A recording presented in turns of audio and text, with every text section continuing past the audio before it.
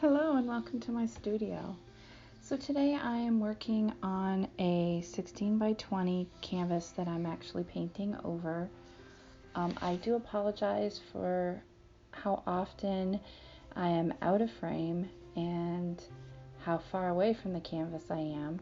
This was done a while ago before I had my current setup where I could monitor it and make sure I was in frame and do more close-ups. However, I am right now just gessoing over this canvas with some Studio 71 gesso, white gesso. And this was actually a piece that kind of haunted me. Sometimes ideas wake me up in the night, and I do have a sketchbook by my bedside, and I usually jot those down, but I just kept saying, oh, no, this isn't an idea. And so finally, after many nights of non-sleep, I did finally jot this down. And the original idea was that, and the reason why it's called Spaces is because I was going to do a triptych. So 3 panels. Traditionally, those are done in the same size panels. This I was going to do in different size panels. And I may go back and do the other 2 panels with this, but where I was going originally, I wasn't pleased with it. So the idea was that you're seeing a space that's occupied, a space in time or location, and partly I'm conveying that with these little squares that I had cut out, and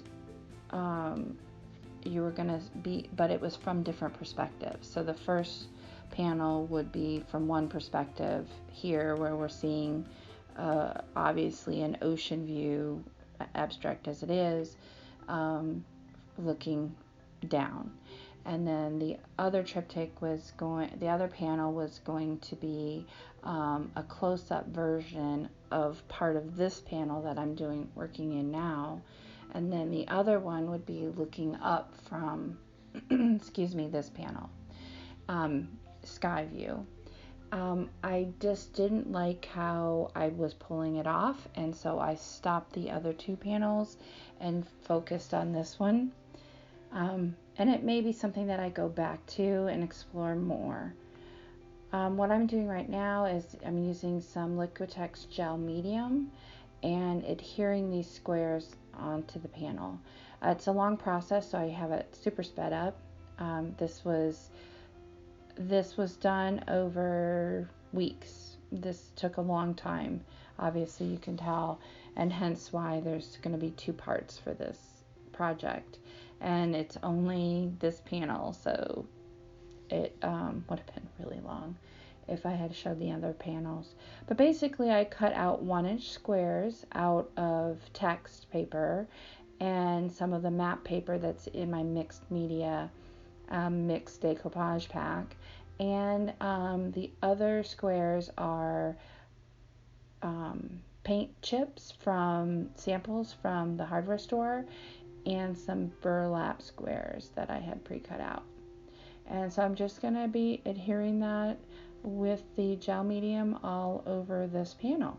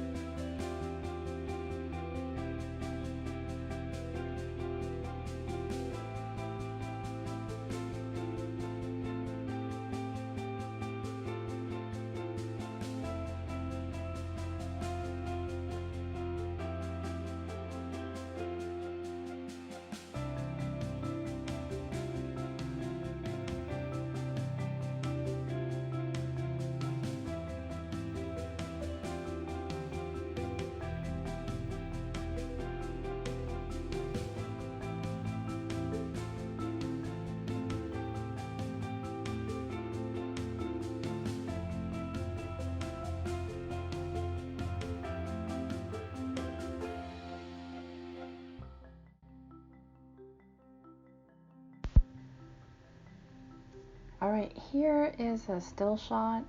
For some reason I'm missing the footage of doing the top part in all the bluer area at the top. But I did take a still shot of this once it was completed. So I did splice it in here just because I wanted to make sure that you could see that before we get going in the next part of this video, because I did not get that, couldn't find that footage. I just on that one, these pieces of paint chips that were not staying down over the edge of the canvas. And by the way, this is a 16 by 20 Studio 71 traditional triple primed canvas. I do have these for sale on my Etsy store. I use that E6000 glue. That stuff is awesome. It works really well. It is kind of smelly, but it does work very well.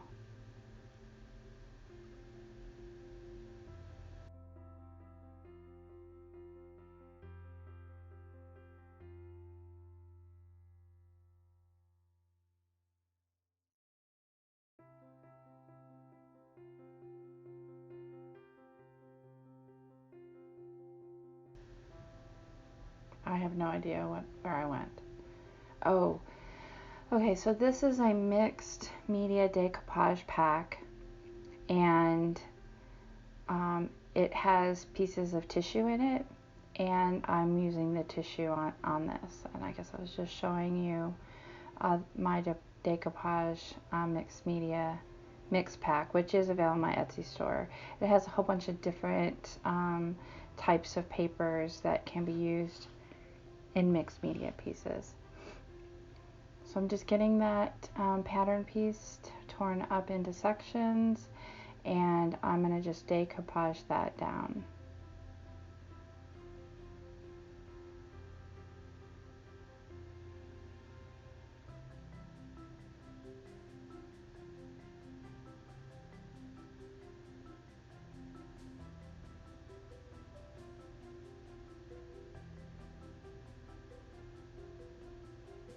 And I believe this is fluid matte medium that I'm using. And I usually use the, well, at the time I was using the Liquitex brand of fluid matte medium, but I'm now using the Blick brand.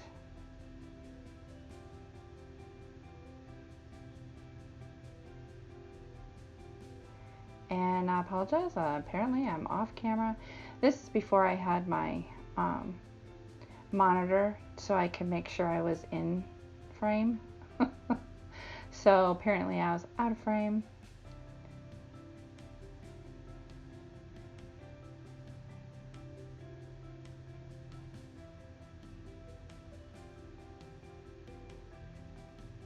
The thing I like about tissue is that, especially this old pattern tissue, it's just lovely to work with.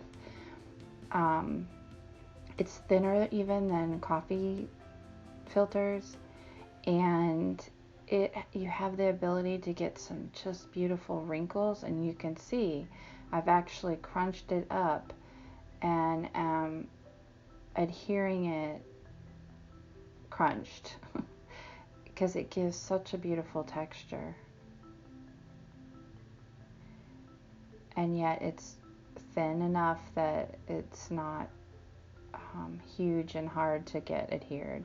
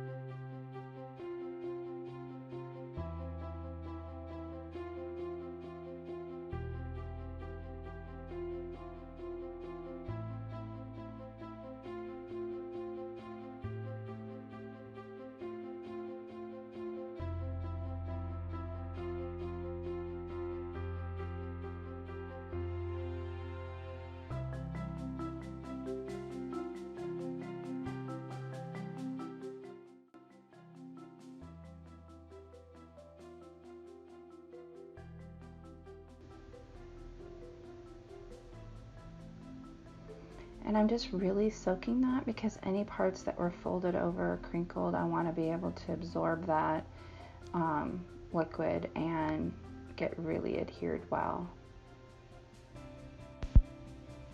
And I'm going to get that good and dry, and I hope to have part 2 out for you in the next couple of days. That's my goal anyways. If you've enjoyed this video, please take a moment and give it a thumbs up. If you want to see more from me, go ahead and subscribe. If you want to get notification about it, just click on the little bell. Now, I have recently moved over to this new channel, so if you haven't seen any of my older stuff, head on over to my old channel. There is a link in the description below, along with a list of all the supplies I've used. Thank you so much for watching.